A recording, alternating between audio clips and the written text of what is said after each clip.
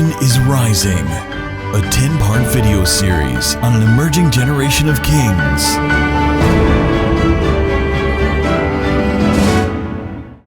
In the last video, we started out very excited talking about our greatest opportunity.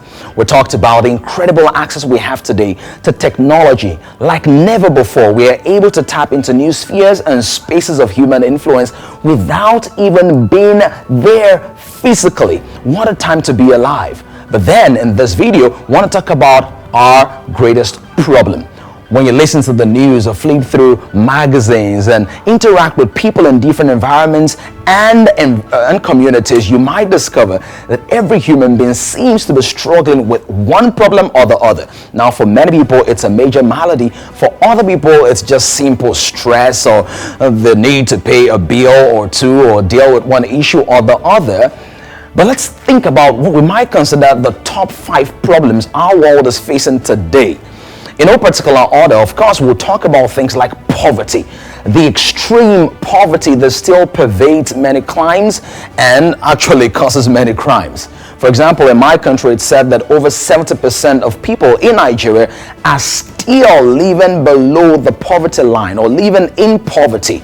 Extreme poverty has caused death, disease, and all kinds of complications that could have been prevented in different people's lives. So think about it. Think about a place like India, where that of course is still a major strain, and there are people in India who still suffer from drought even though an ocean is named after them.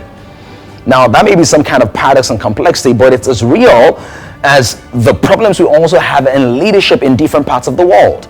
Corrupt leadership that lacks the competence or the character to conduct the process of transformation and to bring about a better quality of life for many people.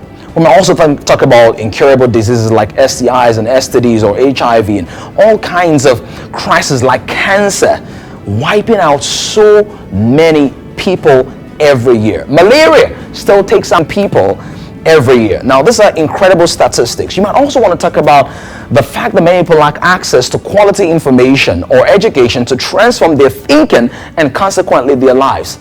Maybe we can also talk about the spiritual void that bombards many people and robs them of the opportunity of enjoying their everyday life and growing to the fullness of God, what God has for them.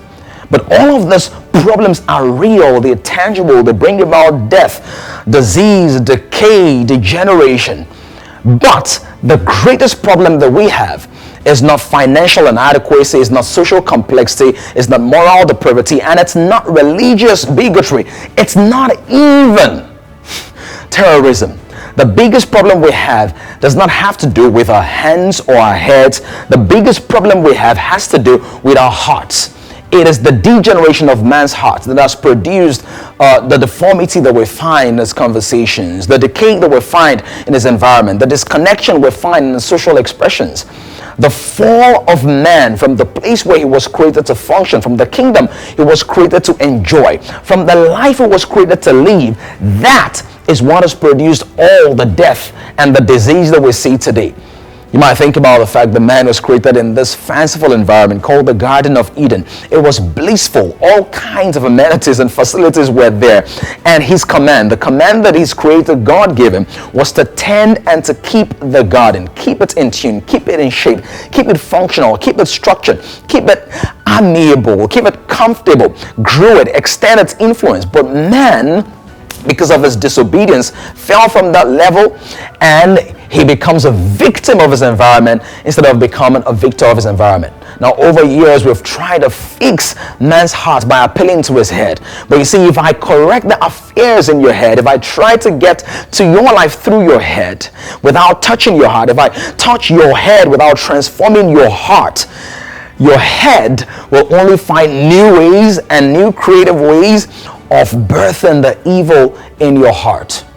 Man has been disconnected from God, and therefore his life force, which is lost now, has taken him off course. Why? Because every time you lose connection to your life force, you will go off course. And that is what we find in different environments today. So let me ask you, Do you feel a reconnection to the divine? Do you feel like you're leading life the way you were designed to live? Somebody was explaining this. It said that the heart of the matter is the matter of the heart. So to change man's life, you have to change his heart. For as he thinks in his heart, so he is. Out of the abundance of the heart, the mouth speaks. And when that mouth speaks, what happens in his environment, what governs his environment, will be influenced by what he says, which is also produced by how he thinks in his heart. So here's my call and my challenge to you today, that you've been trying to fix this thing with your head or your hands, with your vocation, your occupation, or your obsession.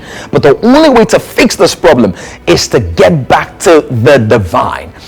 Now, if you're following this video series, I want to challenge you. This is the second of 10 videos. And in the next video, I'll be sharing with you what I believe is our greatest solution. You might be surprised at its simplicity, but more importantly, at its potency. Until the next video, stand in faith, grow your faith, and keep sharing your faith. And remember this, a generation is rising. A generation is rising. A 10-part video series on an emerging generation of kings.